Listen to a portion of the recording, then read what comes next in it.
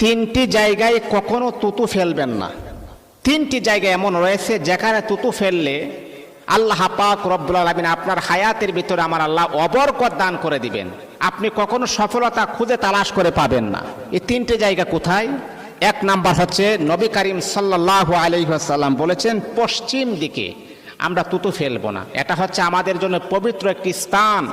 পশ্চিম দিকে আমরা আল্লাহ পাক রব্বুল আলামিনের কাবা ঘরকে লক্ষ্য করে আমরা সেজদা করি, সেখানে তুতু ফেলা যাবে না।